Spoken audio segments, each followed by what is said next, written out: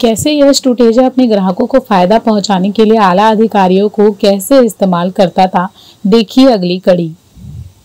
जब एक अधिकारी अपने पद, मान सम्मान, प्रतिष्ठा सब गिरवी रख दे तो उससे किस तरह की उम्मीद की जाएगी।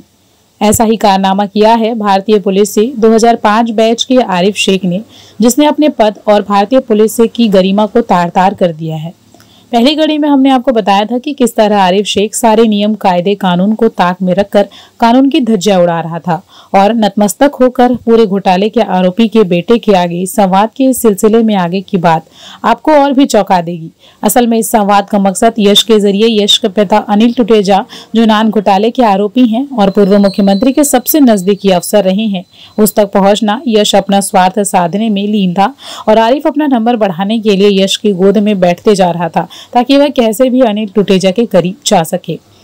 आगे चैट के कुछ महत्वपूर्ण अंश आपको बताते हैं। चैट्स के खुलासे में आगे का संवाद में आरिफ शेख अपनी पत्नी शम्मी अबीदी की ओर से ग्राहकों से डील करते हैं, चूंकि यह सर्वविवादित है कि कैसे शम्मी रबर स्टाम्प की तरह सिर्फ मुखौटा थी। असली शातिर खेल तो आरिफ खेल रहे थे, जो यश टुटेजा और उनके ग्राहकों को फायदा पहुंचा रहे थे। यश अपने पिता अनिल टुटेजा को बॉस से संबोधित करता था और विडंबना तो देखिए कि इसी बॉस से आरिफ यश को संबोधित करते थे। आरिफ शेख के बिना निर्देश के एक कदम भी नहीं उठाते थे।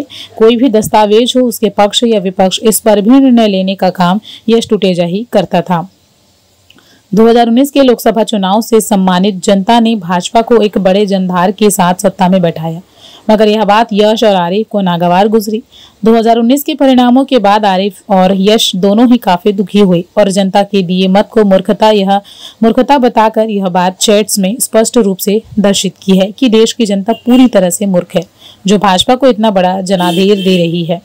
लोकतंत्र में जनता ही जनार्दन है। उस जनता का जनार्दन हो एक आईपीएस मूर्ख समझते हैं और बताते हैं कि लोकतंत्र की नहीं मूर्खता का परिणाम है, जिससे यह तो साफ परिलक्षित होता है कि आरिफ और यश मोदी और भाजपा से कितने चिढ़े हुए हैं।